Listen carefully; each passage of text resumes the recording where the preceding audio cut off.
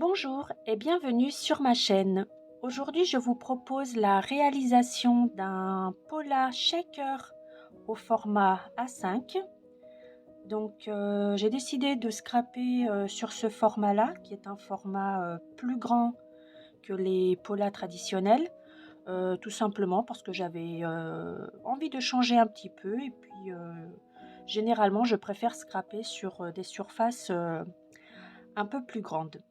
Donc voilà, j'en profite pour vous présenter un petit peu ce que je fais en dehors du scrap. Donc peut-être que vous l'avez déjà vu dans ma précédente vidéo où j'explique donc que je fais des digistamps ou des tampons numériques ou tampons digitaux, donc peu importe comment vous les appelez, ce sont des expressions différentes pour un même concept. Donc ces petits tampons numériques, c'est moi qui les dessine sur ma tablette graphique. Donc voilà, je les dessine, je vais les préparer, tout ça. Et ensuite, je les mets en vente sur ma boutique Scrap Sandrina Art sur la plateforme Ko-fi. Donc je vous mettrai le lien de ma boutique en description de la vidéo. N'hésitez pas à y aller faire un tour, voilà, voir un peu ce que je fais, découvrir ou redécouvrir mon univers. J'ai j'ai un large choix de tampons numériques sur des thèmes divers, voilà, pour diverses occasions, entre autres. Donc n'hésitez pas à aller faire un tour sur ma boutique et à vous faire plaisir et profiter de quelques avantages que vous pourrez accéder soit en devenant adhérent de ma boutique, soit en faisant un minimum d'achat. Vous pouvez débloquer certains avantages. Donc, je vous présente mes petits couples d'amoureux que je dessine déjà depuis quelques temps. Donc, c'est devenu un peu mon kiff, dessiner des petits amoureux. Donc, ici, vous avez Monsieur et Madame Pain d'épices.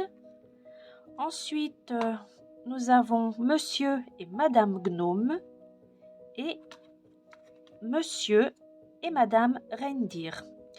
Et dans quelques instants, quand on passera à la suite pour réaliser donc le quatrième Pola, puisqu'il y en a 4, je vous présenterai après Monsieur et Madame Lutin. Voilà. Donc n'hésitez pas à me poser des questions en commentaire sur ces créations-là ou sur ce que je propose dans ma boutique. J'y répondrai avec un très très grand plaisir. Donc voilà, n'hésitez pas à liker, à partager, à commenter et à vous abonner à ma chaîne. Donc je vous dis à tout de suite. Alors, je vais commencer par réaliser le fond de mon pola. Donc, j'ai déjà préparé mes poudres Magical de Lindisgang. Je pense que vous avez pu voir la référence des couleurs à l'écran. Si ce n'est pas le cas, dites-le moi et je vous le mettrai en commentaire de la vidéo. Dans un premier temps, je vais humidifier l'ensemble de mon papier. Donc là, j'ai pris un papier Canson en 224 grammes. Et j'ai pris celui-là parce que j'ai un large stock de papier Canson qu'il faut bien utiliser. Et sinon, vous pouvez très bien prendre du papier aquarelle. Voilà, c'est pas plus mal. Donc j'ai fini d'humidifier et là je vais étaler mes mélanges de poudre pigmentée. Alors j'ai pas vraiment de règles pour ça, je le fais un peu au feeling, comme ça vient, comme je le sens. C'est un peu le but aussi du scrap et de la créativité en règle générale. Donc juste le conseil que je peux vous donner, c'est de commencer de préférence de la couleur la plus claire et de terminer par la couleur la plus foncée. Voilà, enfin moi je procède comme ça, après chacun fait bien comme il veut, selon ce qu'on a envie de faire, selon le résultat qu'on veut obtenir. Donc voilà. Donc là je vais étaler tout ça sur l'ensemble de mon papier. Donc je vous rappelle que c'est un papier, enfin que c'est un format A5. Donc là je termine d'étaler mes poudres diluées du coup. Et ensuite je vais sécher avec mon pistolet à chaleur. Donc là je vais un peu couper la vidéo parce que ça met quand même un peu de temps à sécher vu que c'est bien imbibé. Et là en fait vous me voyez tordre la feuille dans tous les sens, juste parce que sous l'effet de la chaleur, ça a tendance à gondoler. Et j'aime pas travailler sur des feuilles gondolées, je trouve ça pas pratique. Donc là c'est passé en coup de vent, parce que j'ai eu un souci avec mon encre Stampin' Up quand je l'ai ouvert. Je sais pas ce qui s'est passé, mais enfin je m'en suis mis plein les doigts, ça avait coulé. J'ai peut-être pas rangé ça correctement. Donc j'ai une petite surprise, donc ça a coupé. Donc ça c'est une encre Stampin' Up, ce que vous voyez là à l'écran. Et le tampon, c'est un tampon transparent de la marque All & Create. Et là l'encre noire, c'est de l'encre Versafine Onyx Black. Donc pareil, hein, je tamponne par petits bouts par-ci par-là. Hein. Et puis voilà le résultat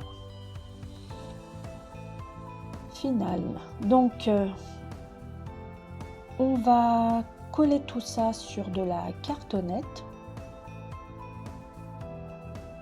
pour apporter un côté un peu plus rigide, un peu plus comment dirais-je, enfin, que ça tienne mieux que de tenir simplement un bout de feuille entre ses mains. Enfin, je trouve ça pas très agréable, surtout pour des polas. Enfin voilà. Donc là je viens maroufler pour bien coller la feuille à la cartonnette. Donc la cartonnette, hein, vous récupérez des boîtes de céréales, de purée, voilà, peu importe. Et puis ça fait très bien l'affaire. Donc là j'essaie de rafistoler un peu les coins qui n'ont pas été... j'ai pas dû mettre assez de colle, donc voilà. Et je viens découper tout ça, faire le contour de mon papier avec un cutter.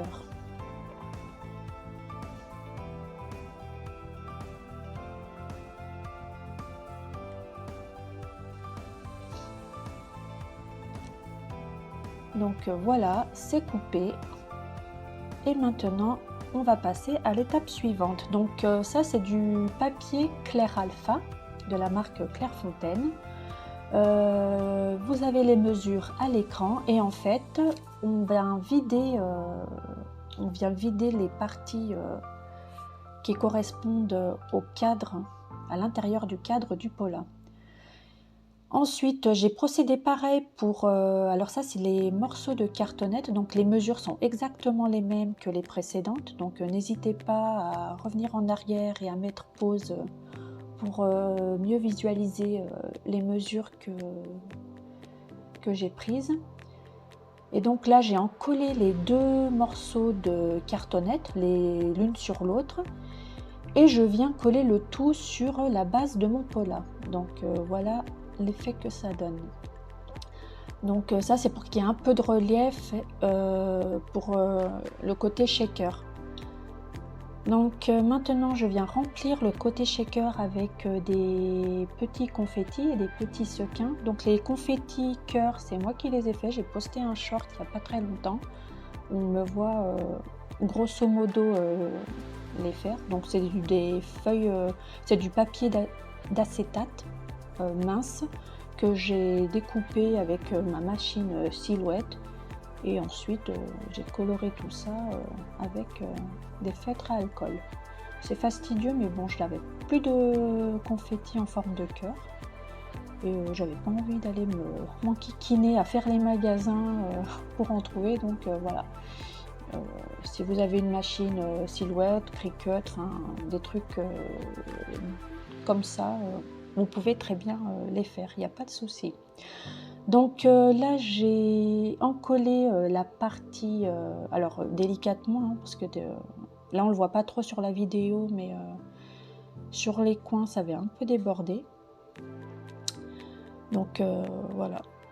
Et je vais coller ensuite mon bout de papier acétate, mon bout de feuille acétate que j'ai découpé à peu près à la même mesure que la partie shaker. Donc voilà, on colle tout ça en faisant attention de ne pas trop appuyer pour que la colle elle dégouline pas à l'intérieur du shaker, sinon après ça va coller sur les éléments à l'intérieur vont rester collés sur les bords et ça va pas avoir l'effet désiré. Et maintenant le cadre de tout à l'heure, le cadre blanc, je viens le coller sur l'ensemble du pola. Donc pareil, on en colle en premier les bords. Là c'est simplement de la colle blanche de chez Action que j'ai transvasée dans un petit applicateur à pointe fine. C'est bien plus pratique comme ça pour des petits détails. Voilà, donc c'est prêt et on vient coller tout ça en ajustant le mieux possible sur le travail qu'on a déjà fait avant. Bon là ça déborde un peu, j'ai peut-être eu la main un peu lourde, mais bon j'ai nettoyé, c'est prêt et on peut passer à la suite. Je vais maintenant avec un pad d'encre, alors ne faites surtout pas ça avec vos encres Distress, Stampin' Up ou autres. Prenez plutôt des encres de moindre qualité. Voilà, parce que cette technique, elle a... Alors moi, je l'utilise beaucoup pour venir ancrer les bords de mes créations. Mais bon, c'est vrai que le frottement vient endommager le pad. Donc c'est pour ça, privilégiez plutôt des pads bon marché. Hein, vous en trouverez un peu sur internet, Action ou autre. Hein. Donc là c'est terminé et là je vous présente Madame Lutin. Donc ça c'est Madame Lutin et Monsieur Lutin. Donc je ferai une vidéo à part pour vous montrer la colorisation de Madame Lutin. Donc ces petits personnages vous les trouverez en vente sur ma boutique Ko-fi. Et là on va procéder au reste du montage. Donc ça à l'écran ce que vous voyez c'est des découpes feuillage que j'ai fait avec ma machine Silhouette et que j'ai colorisé au feutre à alcool. Donc alors je sais plus c'est quel feutre à alcool, c'est un vert clair, donc voilà, peu importe, ça aurait pu être d'une autre couleur, hein. Vous faites comme vous voulez, comme vous le sentez, ça peut être un type de feuillage comme ça ou un autre. J'ai pris celui-là parce que je voulais un effet arqué, un peu comme dans les mariages, je sais pas si vous voyez ce que je veux dire, ces arcs de fleurs qu'il y a des fois dans les mariages plein air ou dans les vins d'honneur, enfin, je trouve ça très joli, donc c'est un peu l'effet que je voulais rendre sur mon pola pour mes petits couples d'amoureux. Alors j'ai collé de la cartonnette, 2 épaisseurs de cartonnette sur mes personnages, sur Monsieur et Madame Lutin, pour leur donner un effet 3D. Donc vous pouvez le faire avec des mousses 3D, il n'y a pas de souci. C'est juste que je préfère la cartonnette. Je pense que ça tient mieux parce que si les mousses 3D que vous utilisez, elles sont pas de bonne qualité, au bout d'un moment, ça va perdre l'effet collant, ça va se faire la malle. Puis, c'est pas agréable, quoi, de voir ces éléments tomber alors que on a eu du travail à tout mettre en place, à tout coller. Donc voilà, je mets Monsieur et Madame Lutin l'un à côté de l'autre, main dans la main. Voilà, j'ajuste un petit peu, histoire que ça soit plus ou moins bien centré. C'est fait et maintenant je vais préparer mon sentiment. Donc cette planche, c'est moi qui l'ai réalisée. Elle est en vente sur ma boutique Ko-fi aussi, en téléchargement, format PDF. Donc j'ai découpé le sentiment qui m'intéressait, je l'ai collé sur de la cartonnette noire et je viens poser tout ça sur le pola Ensuite, j'ai ajouté des petites perles en forme de cœur, des perles auto-adhésives en forme de cœur. Et j'ai rajouté des petites découpes cœur sur les coins du côté shaker. Et voilà, mon pola est terminé. Je vous laisse en image pour le reste de mes créations. J'espère que cette vidéo vous aura plu et je vous dis à bientôt. Bye bye!